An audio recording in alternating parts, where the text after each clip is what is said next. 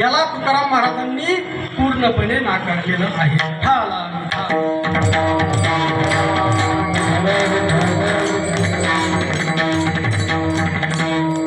जे काही आपण करतो नैवेद्याचा वेद ठाकणी सकळ शेवटच्या चरणामध्ये तुकाराम महाराज खूप महत्वाचा संदेश देतात. तुका म्हणे जड मजन राखावे दगड.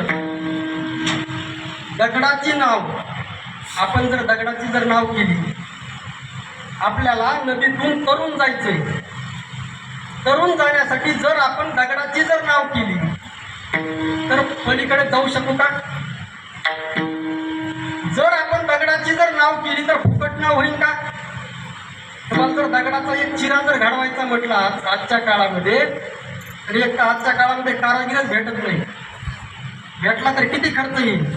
मग एवढी मोठी तुम्हाला नाव तयार करायची दगडाची तरून जाण्यासाठी, तर काय लागेल? तिला कष्ट लागणार, बरोबर, पैसा लागणार.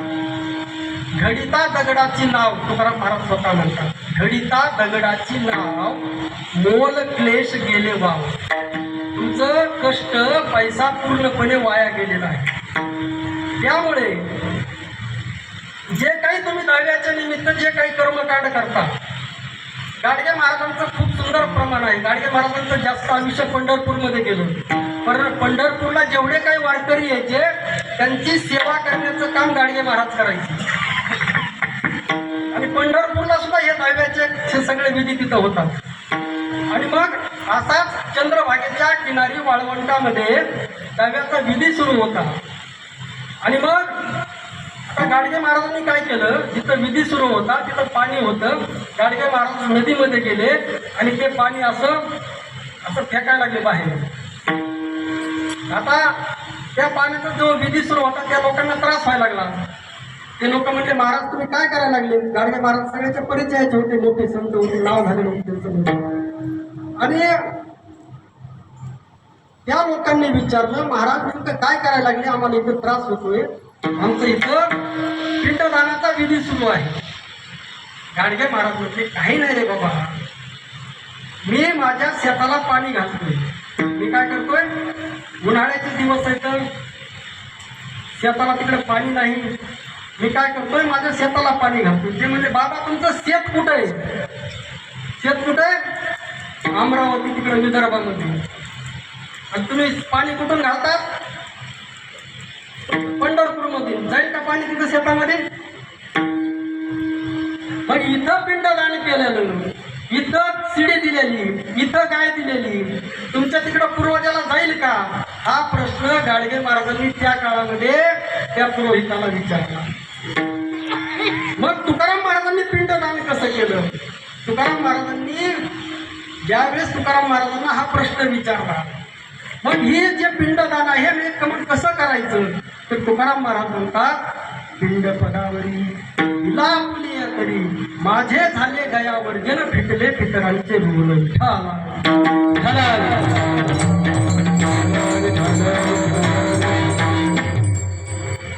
तुकाराम महाराज म्हणतात, मी माझा देहरूपी पिंड पदावर म्हणजे चरणावर, भगवंताच्या चरणावर अर्पण केलेलं आहे. यामध्येच माझं सगळं पितरांचं ऋण फिटलेलं आहे. परमार्थामध्ये किंवा कोणत्याही क्षेत्रामध्ये भगवंतापेक्षा विठ्ठलापेक्षा मोठं कुणी आहे का? त्यालाच एकदा देह अर्पण केल्यानंतर पुन्हा केले कर्मांतर बोंब मारली हरिहर. आणि यामध्येच माझं काय झालेलं आहे? पूर्णपणे ओझ उतरलेलं आहे.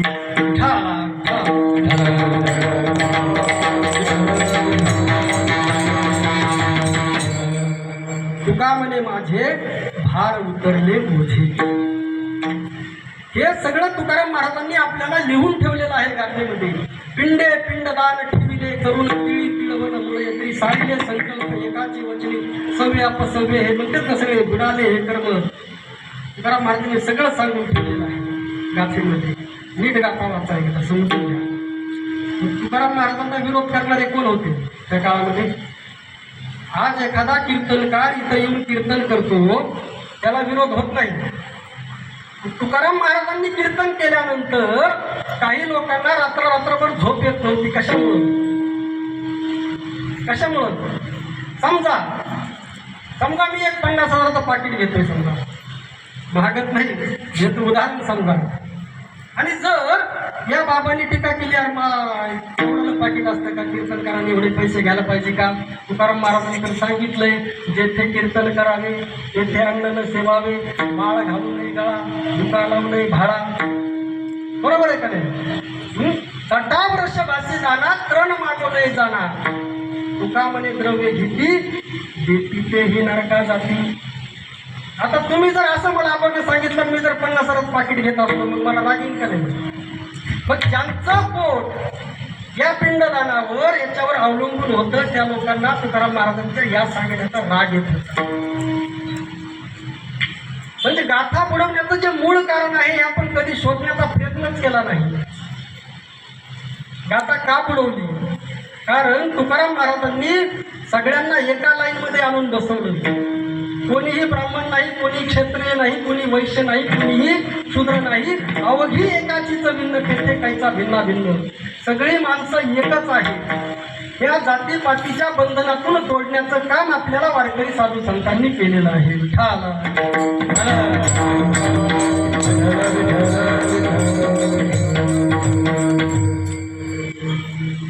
आतापर्यंत जे काही मराठा जातीचे आताचे जे लोक आहेत, आतापर्यंत हे स्वतःला मराठा समजत होते. यांच्या पूर्वीच्या नोंदी सापडल्या तर एकाची नोंद मराठा म्हणून नाही, कुणबी म्हणून सापडल्या. बरोबर आहे काय? हे जर 1000-1500 वर्षापूर्वी गेलं तर कुणाच्याच काहीच नोंद नाही. 1,500-2,000 वर्षापूर्वी आताची एकही जात नव्हती,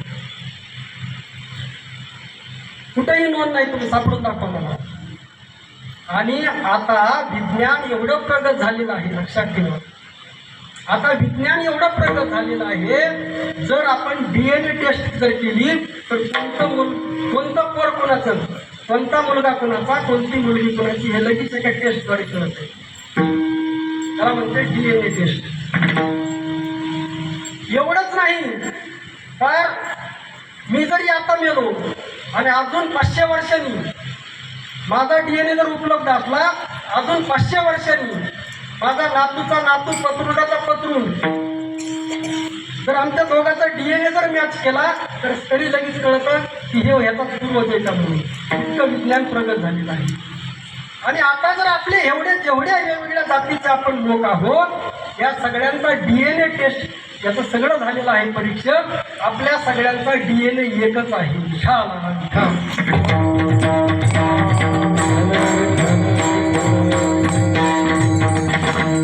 मग आपल्या सगळ्यांचा DNA एक असताना आपण या जातीपातीच्या भिंती कशासाठी निर्माण केल्या?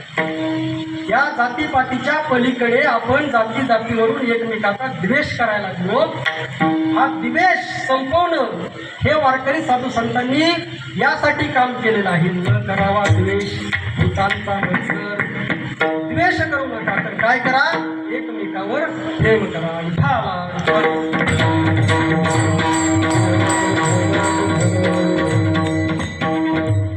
परमार्थ कळणं गरजेचं आहे. वारकरी साधू संतांनी काय सांगितलेलं आहे ते कळणं गरजेचं आहे. मग मेल्यानंतर काही करायचं नाही का, तर करायचं 100% करायचं.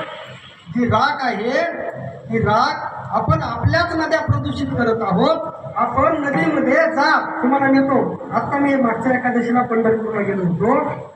तिथं आंघोळ करू शकत नाही, करू शकता का? आणि तिथं काही बाया अशा त्या उकरीत होत्या, अशा काहीतरी लोक जे पैसे टाकतात नदीमध्ये, आणि त्या पैसे काढण्यासाठी त्या बाया दिवसभर असे उकरीत बसतात. मग नदीमध्ये पैसे टाकण्यापेक्षा त्यांना डायरेक्ट देणार, म्हणजे आपण नदीमध्ये पैसे टाकायचे, त्यांनी दिवसभर ते उकरीत बसायचं त्या गंगामध्ये. म्हणजे नद्या घाण करण्याचं काम कोणी केलं? गंगा नदी असेल, गोदावरी असेल, आपल्या गावची नदी असेल, कोणतीही नदी आपल्यासाठी माता आहे. काय आहे? माता आहे. लक्षात ठेवा.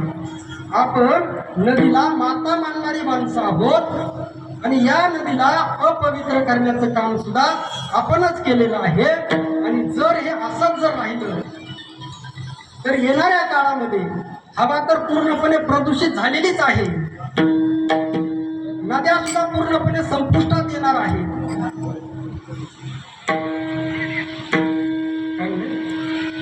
हा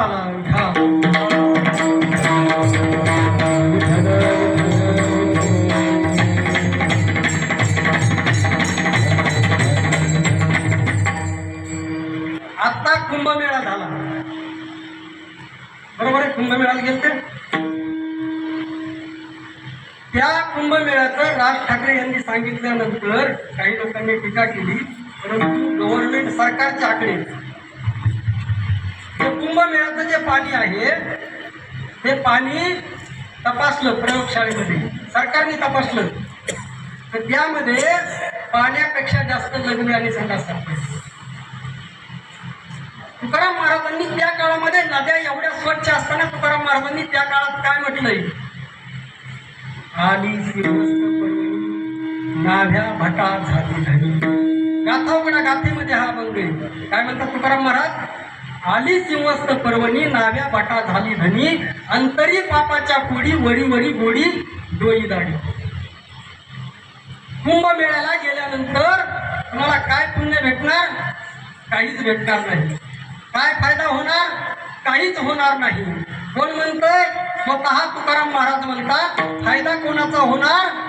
तिथं गेल्यानंतर कशा पद्धतीने वेगवेगळ्या पूजाच्या नावाखाली तुमची कशी लूट होती, ती लूट करणाऱ्यांचा फायदा होणार. आणि तिथं गेल्यानंतर तुम्ही तुमचे केस जरी अर्पण केले तरी त्यामधून काही सुद्धा तुमच्या अंतर्मनामध्ये काही सुद्धा बदल होणार नाही. तुकाराम महाराज प्रश्न विचारतात. एखादा माणूस कुंभमेळ्याला गेला, लक्षात ठेवा, जाताना तंबाखू खात होता, आल्यानंतर तंबाखू सोडली, खायची सोडली का? कुंभमेळ्याला जाण्याच्या अगोदर त्याने जर शेजारच्याचा जर बांध कोरला असेल तर तिथं आंघोळ करून आल्यानंतर तो बांध त्याने परत केलाय का? तुकाराम महाराज प्रश्न विचारतात वाचा गाथेमध्ये. पाप गेल्याची काय खून, नाही पालटले अवगुण. काय खूण आहे पाप गेल्याची? तुमचे अवगुण तर आहे तसेच आहे. म्हणजे हा परमार्थ समजून घेणं गरजेचं आहे. आपल्यासाठी नदी पवित्र आहे, गंगा नदी पवित्र आहे. मग पवित्र नदी पवित्र ठेवायची का अपवित्र करायची? पवित्र नदीला, आपण ज्या नदीला माता म्हणतो त्या मातेला पवित्र ठेवायचं का अपवित्र ठेवायचं? कुणाचं काम आहे? त्या नदीमध्ये शौच करायचा की विधी, कोणता जो प्रातविधी करायचा, हे कोण करतंय? घाण करणारे कोण आहोत? याचा विचार तुकाराम महाराजांनी त्या काळामध्ये केला. परंतु 450 वर्षापूर्वी जे तुकाराम महाराजांनी सांगितलं त्याचं जर आपण स्मरण केलं असतं, जर त्या पाऊल वाटेवर जर आपण चाललो असतो, तर आज आपल्या नद्या एवढ्या प्रदूषित झाल्या नसत्या.